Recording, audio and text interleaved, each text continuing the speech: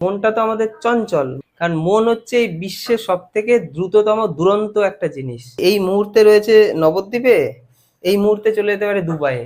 তো মনের গতির সাথে কোনো যানবাহন কোনো কেউ পারবে না। তো মন তো চঞ্চল। এখন আমি পড়ছি একটা জিনিস, হট করে আমার মাথার মধ্যে চলে আসলো রসগোল্লা।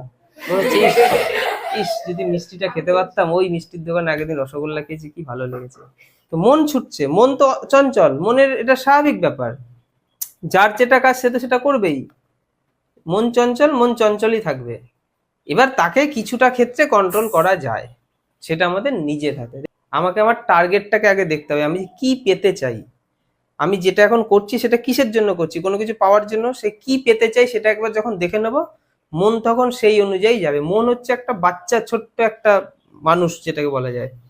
বাচ্চাদের যেমন লজেন দিয়ে ভুলিয়ে দেওয়া যায়, কানছে এনে লজেন দিলাম বা কানছে, এখনকার দিনে লজেন দিলে বাচ্চারা চুপ হয় না।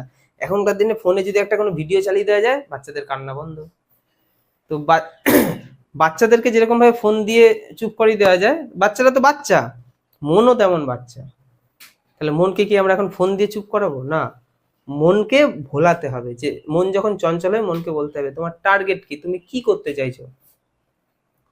ঠিক আছে, মনের চঞ্চলতা কেন আমরা দূর করতে চাইছি? আমরা কোনো একটা পড়াশোনা করছি, তখন মন চঞ্চল হয়ে উঠেছে, তখন আমরা কি করে বুঝতে পারছি না, পড়া কিছুতেই মাথায় ঢুকছে না, মনে হচ্ছে ওখানে যাই। তো এই জিনিসগুলোর জন্য আমরা যখন যে কাজটা করবো, সেটা একটা টার্গেট ফিক্সড করতে হবে এবং সেটার দিকেই মনটাকে রাখার চেষ্টা করতে হবে। নিজের চেষ্টাতেই মন কন্ট্রোলে চলে আসবে। আর একবারে পুরোপুরি কন্ট্রোল হবে না, এটা ধীরে ধীরে হবে, আস্তে আস্তে হবে।